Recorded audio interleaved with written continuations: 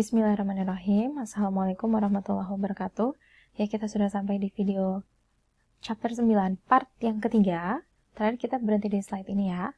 Kita sudah membahas formula dari Plan Detection Risk, yaitu, saya ulang lagi, AAR dibagi IR dikali CR. Oke ya, ini kepanjangan ya. Nah, sebelumnya saya sudah jelasin ya, Plan Detection Risk ini adalah resiko bahwa audit evidence itu gagal mendetek salah saji ya. Nah, apa hubungannya plan detection risk dengan audit evidence? Jadi saya belum jelasin secara rinci. Di sini plan detection risk itu menentukan jumlah audit evidence yang harus dikumpulkan oleh auditor. Jadi dia berkebalikan. Kalau plan detection risk-nya tinggi, maka nanti bukti audit yang harus dikumpulkannya relatif rendah, tapi kalau PDR-nya rendah, berarti nanti bukti audit yang harus dikumpulkannya tinggi gitu ya, kebalikan. Jadi dia inverse, kebalikan. Gimana cara menjelaskannya? Jadi gini, misalnya dari rumus ini didapat PDR-nya adalah 5% gitu ya. Sebut aja AAR-nya 5%, IR inherent risk-nya 100%, control risk 100% ya. Hasilnya adalah kalau dihitung 5% untuk PDR. Nah, 5% PDR itu artinya adalah auditor harus mengumpulkan bukti sampai dia merasa bahwa resiko salah sajinya itu hanya bisa dikurangi sampai 5% gitu ya. Jadi plan detection risk 5% itu artinya adalah dia bisa menjamin bahwa bukti-bukti audit itu cukup untuk membuktikan bahwa salah sajinya tidak akan melebihi 5%. Gitu ya.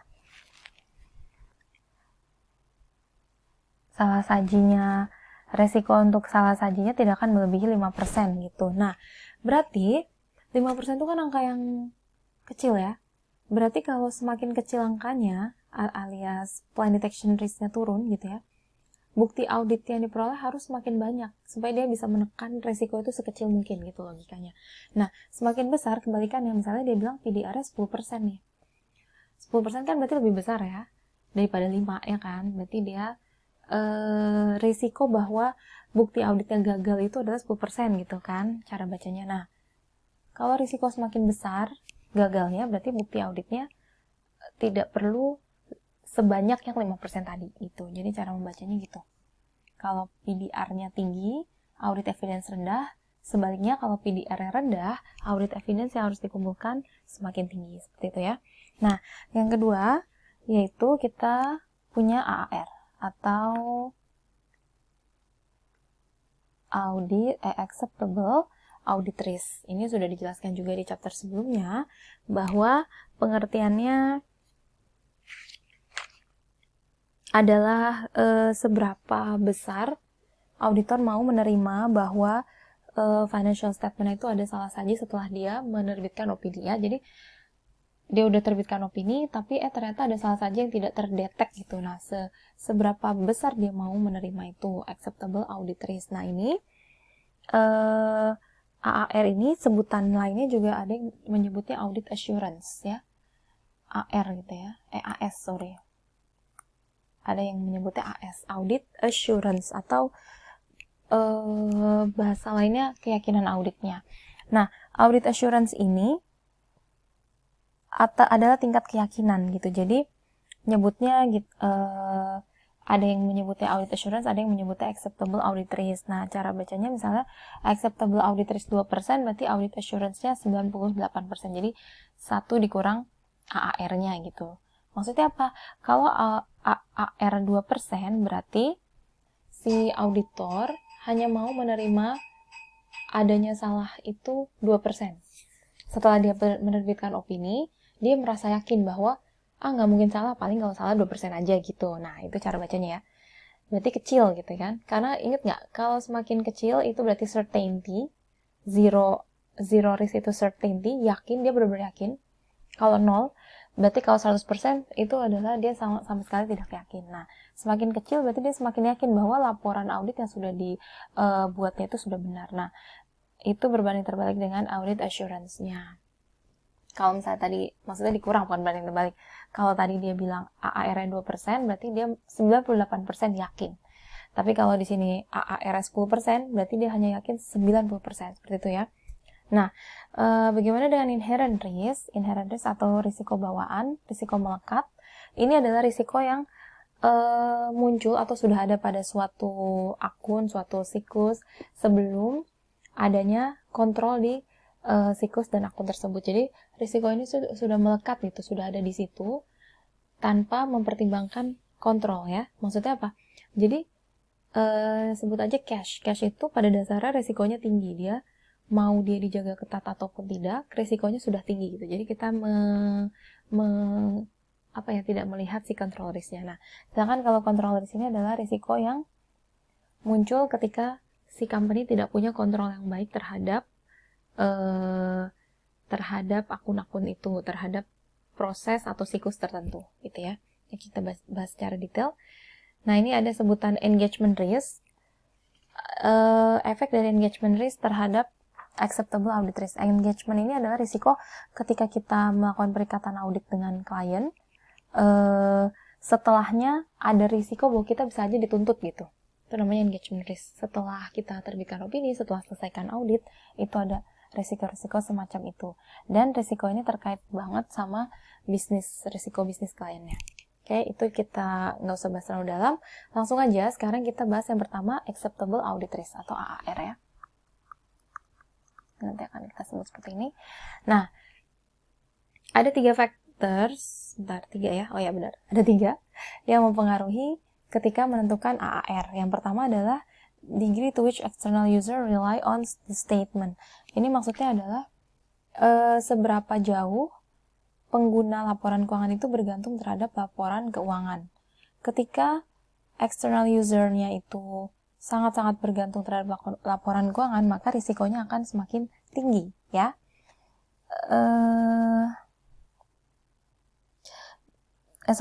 Semakin kecil. When external users place heavy reliance on the financial statement, it is appropriate to decrease acceptable audit risk. Jadi, ketika banyak orang ya yang bergantung terhadap laporan keuangan ini, misalnya dia perusahaan publik gitu ya, berarti kan banyak orang yang akan membaca laporan keuangannya. Maka resikonya harus semakin kecil, ya nggak? Karena orang akan sangat memantau laporan keuangan si perusahaan. Jadi auditor harus bisa meyakinkan bahwa acceptable audit risk-nya kecil, bahwa opini yang dibuat itu sudah benar dan mendekati kebenaran dan akuratan gitu ya. Jadi AAR-nya semakin kecil. Jadi semakin banyak external user yang rely, maka AAR-nya semakin kecil ya. Nah, ini ditentukan oleh 3. Teman-teman, ini ada 3 faktor yang menentukan ini. Yang pertama adalah ukuran dari klien. Oke, saya mau nulis, tapi tulisan saya jelek. Oopsie. Saya tulis client size. Kemudian, semakin besar ukuran perusahaan, biasanya semakin banyak orang yang rely terhadap laporan keuangan perusahaan itu ya. Itu make sense ya. Kemudian yang kedua adalah ownership, distribution of ownership, kepemilikannya. Ini yang saya bilang tadi, kalau dia go public, perusahaan yang TBK, berarti pemilik sahamnya adalah semakin banyak. Berarti semakin banyak orang yang bergantung terhadap laporan keuangan. Dan yang terakhir adalah nature and amount atau jumlah liability. Semakin banyak utangnya, nah, semakin dia ngutang ke banyak pihak, ke bank, atau dia jual bonds, maka semakin banyak pula yang akan memantau laporan keuangannya, sehingga auditor harus bisa menekan AAR-nya ini sekecil mungkin, kayak gitu ya. Dan yang kedua, ini yang menentukan ini ya, external user ini bergantung pada 3 faktor ini. Dan yang kedua ini, likelihood that a client will have financial difficulty, kemungkinan bahwa klien akan memiliki kesulitan keuangan setelah audit report dikeluarkan. Nah, ini misalnya ada perusahaan yang trennya tuh menurun dari tahun ke tahun, kemudian dia terancam bangkrut gitu. Nah, semakin dia punya tendensi atau kecenderungan kesulitan keuangan, itu AAR-nya harus semakin kecil. Jadi kita harus semakin yakin gitu bahwa kita nggak salah kasih opini kayak gitu ya. Karena nanti dia kan mirip-mirip yang ini. Mirip-mirip yang ini kasusnya. Biasanya perusahaan yang mau bangkrut itu banyak utang. Nah, jadi akan banyak pihak yang memantau sehingga kita harus bisa menekan risikonya sekecil mungkin. Nah, itu ada beberapa faktor. Bisa kita lihat dari likuiditasnya, bisa kita lihat dari profitnya, apakah menurun, kemudian bagaimana dia financingnya, kayak gitu ya. Kemudian yang terakhir, auditors evaluation of management integrity. Nah, ini kaitannya terhadap penilaian auditor akan kejujuran dari manajemennya. Jadi kan kita bisa menilai nih, manajemennya kok kayaknya sering main-main ya, maksudnya track recordnya nggak bagus gitu. Dia sering memanipulasi laporan keuangan, itu berarti integrity rendah gitu kan. Nah, semakin rendah integritasnya si manajemen, maka AAR-nya pun akan semakin berkurang, semakin kecil gitu ya. Oke, jadi ini adalah 3 faktor. Di antaranya 3 faktor yang mempengaruhi bagaimana si auditor menentukan acceptable audit risk ya. Kita lanjut. Nah, ini summary-nya. Ketika kita menentukan external user reliance-nya, kita bisa baca examine financial statement, membaca minutes meeting-nya, kemudian ini form 10K ini Amerika ya. Terus discuss financial plans with management. Kemudian kesulitan keuangan bisa dilihat dari kita lihat rasio-rasio di financial statement-nya, atau kita lihat cash flow-nya juga. Dan kalau manajemen integrity, ini bisa balik ke chapter 8 untuk melihat client acceptance dan continuance. Gimana sih hubungan kita dengan klien sebelumnya, itu bisa dilihat di situ. Nah, kemudian setelah menilai acceptable audit risk, yang kedua adalah bagaimana cara menilai inherent risk. Nah, ini cukup banyak factors-nya, tapi saya akan jelaskan singkat-singkat aja. Nah, inherent risk tadi ya, risiko bawaan, risiko melekat sebelum kita menilai, sebelum perusahaan mengaplikasikan control risk. Nah, yang pertama adalah nature of the client's business. Jadi ada bisnis-bisnis tertentu yang risikonya lebih tinggi daripada bisnis lainnya di akun tertentu misalnya. Jadi ini memang kita harus bedakan bisnisnya. Sebut aja misalnya dia bisnis manufacturing, dia memproduksi bahan kimia gitu. Inherent risk-nya ada di mana gitu. Ada di inventory-nya, obsolescence-nya, dia bisa mungkin pencemaran terhadap lingkungannya di situ ya. Nanti akan berbeda dengan perusahaan yang hanya perusahaan dagang. Seperti itu. Jadi kita harus lihat nature dari bisnis klien. Kemudian itu berbeda-beda ya. Nah, untuk inventory, aset itu bisa berbeda-beda. Tapi ada inherent risk yang di setiap perusahaan itu pasti sama, yaitu untuk akun-akun seperti cash dan notes dan mortgage payable. Karena cash di mana-mana inherent risk-nya tinggi, ya. Mau dia perusahaan manufacturer, jasa, mau dia perusahaan keuangan, itu cash inherent risk-nya tinggi. Kemudian mortgage dan notes payable, hutang, ya. Itu resikonya inherent risk-nya tinggi. Kemudian yang kedua, untuk menentukan inherent risk adalah hasil dari audit sebelumnya, previous audit sebelumnya. Nah, kalau kita adalah auditor yang sudah bertahun-tahun atau sudah beberapa kali mengaudit klien yang sama, maka kita akan bisa melihat tren. Di perusahaan itu tahun lalu dia melakukan kesalahan di mana. Nah, itu kemungkinan akan diulang lagi di tahun ini. Kemungkinan besar ya, karena perusahaan itu untuk berubah itu tidak bisa secepat itu gitu. Misalnya tahun ini dia melakukan kesalahan di sales. Kemungkinan tahun depan dia akan salah lagi di situ karena perubahannya tidak instan gitu ya. Jadi kita harus lihat hasil audit tahun sebelumnya karena memang kecenderungan itu ada ya untuk mengulang kesalahan. Nah, kemudian initial versus repeat engagement artinya apa?